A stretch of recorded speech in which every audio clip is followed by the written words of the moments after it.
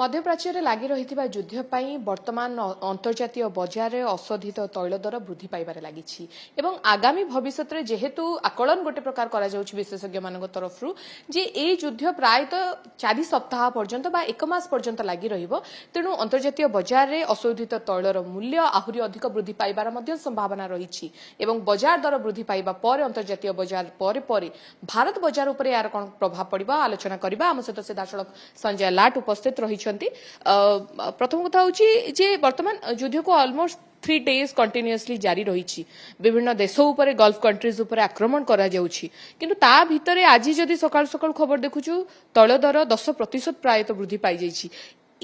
ये स्थिति आगो को केते दिन लागिबो एवं ये 10% रो प्रभाव भारत बाजार उपर कोन रहइबो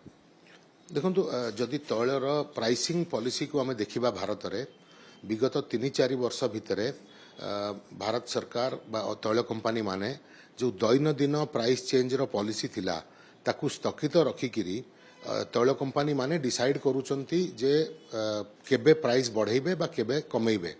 तार अर्थ डेली प्राइस मेकानिज्म एबे कार्यकारी नाही आ एवं विगत दिन रे जेतोले हमें देखिले रशिया यूक्रेन वार बळकू क्रूड ऑयल दाम बढ़िकिरी $120 पाखापाखि पळैतला सेतबेले मध्य खाउटिंग ऊपर को से प्राइस इंक्रीज टी ट्रांसफर करा जाई नथिला एवं तैल कंपनी माने हाराहारी 27 टंका प्रति लिटर हानि सहुथिले से समय रे जोटा को कि पर मुहूर्त रे जेतबेले $60 को खसी आसला अशोधित तैल दर तैल कंपनी माने बंपर प्रॉफिट कले निजर पुराना हानिटा को मेकअप करिकी आउरी भी अधिका लाभ कले ए वर्षर मध्य जदि बैलेंस शीट आपन देखिबे 2-3 क्वार्टर रे ऑयल कंपनी माने बंपर प्रॉफिट करिसंती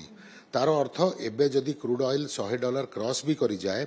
भारत रे प्राइस इंक्रीज हबो नाही पेट्रोल डीजल रो कारण तैल कंपनी पाखरे सफिशिएंट प्रॉफिट अछि एई शॉकटा सहीबार तार अर्थ गोटे मास ए मार्च मास बैलेंस शीट को तांकर लॉस रे गले मध्य तांकर बैलेंस शीट प्रॉफिट रे ही अंत हबो प्रॉफिट रो अंत हो बैलेंस आम पाखे केते तैल वर्तमान मौजूद रही जदि जेहेतु आम देखुछु जे लगातार वर्तमान अटैक जारी रही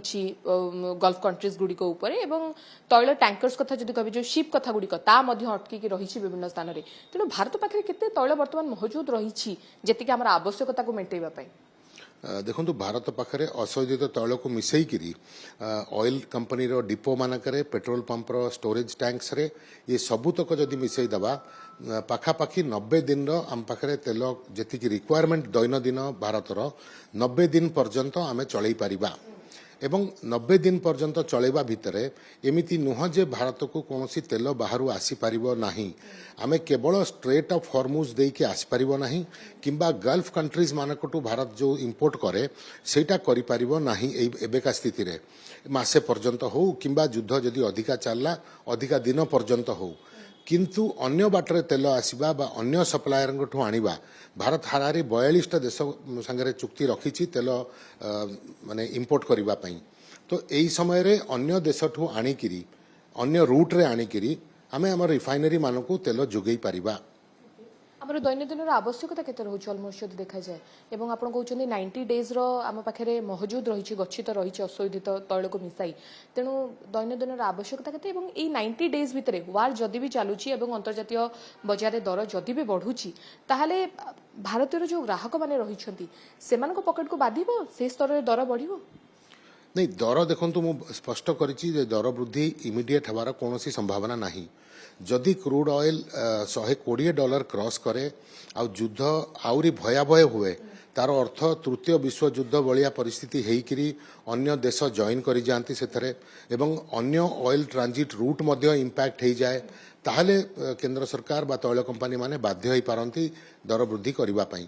आ जहा डेली रिक्वायरमेंट भारतर तार 90 दिन जदि स्टॉक आम पाखरे अछि आमे कहि परिबा जे ए वार सिचुएशन रे भारतर स्थिति कंफर्टेबल रहिछि भट्टी तैल पाई जदि हम देखुचे भारत 42 देश सहित ऑलरेडी चुक्तिनामा कर रखिछि किंतु ईरान जदि हम देखुचे जे भली भाबे स्ट्रेट ऑफ हॉर्मुज तरफ जे भली भाबे ऑयल रो शिप गुडी को अटकेइछि तेणु प्रभाव मध्य ईरान ऊपर पड़िबो कारण ईरान मध्य एथिरे सहभागिता रहिछि भारत सहित एवं एई तैल ही एक्सपोर्ट करी सी मध्य लाभवान हुए देखो ईरान रो मेजर सप्लाई जाउची चाइना को जेहेतु ईरान ऊपर अमेरिकन सैंक्शंस लागिकी अछि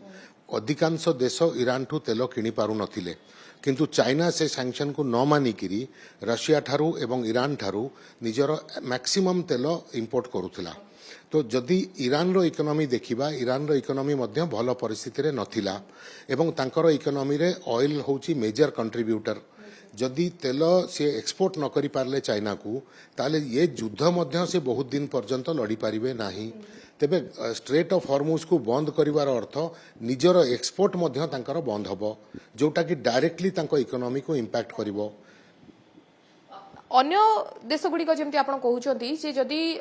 गल्फ कंट्री गुड़िक जेहेतु आम सीधा सड़क ऑयल बर्तमान आनीपारानी तेणु अलग रास्ता अच्छी जेहेतु 42 देश सहित भारतर चुक्ति रही तेणु अलग वे अर्थात जहाँ सीधा सड़क आसूला पूर्व जो भाव में तेल आसूला बर्तमान ता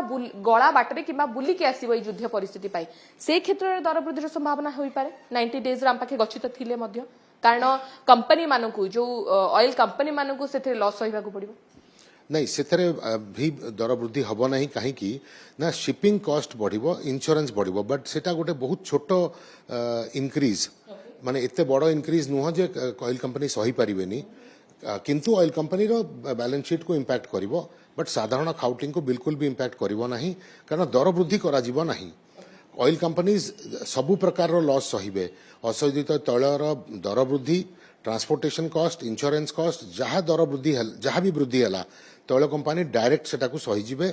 एवं ट्रांसफर करिवे नाही कंज्यूमर पाकू बहुत बहुत धन्यवाद आप देखुले आम सहित संजय लाट उपस्थित रही जो भाव से सविशेष सूचना देते जे मध्य प्राच्य में जो भाव युद्ध परिस्थिति वर्तमान सृष्टि होती तार प्रभाव असंयोजित तैल दर उपर पड़ी अंतर्जातीय बजार दर जदिव वृद्धि पाई किंतु यार सीधासलख प्रभाव वर्तमान समय रे ग्राहक मान पड़ो ना सीधासलख तैलर जो दर रही वर्तमान अचानक वृद्धि पाइबार संभावना नहीं कारण भारत पाखे आसंता 3 मास बा 90 दिन तैल गच्छित हो रही तेणु से क्षेत्र में ग्राहक मान वर्तमान जदिव विशेष प्रभाव पड़ो ना किंतु ऑयल कंपनी मानकर बैलेंस शीट रे सामान्य गड़बड़ होई पारे एई युद्ध कारण पाई भुवनेश्वर कैमरा पर्सन विभुंग सह अर्चना शतपथी ओटीवी।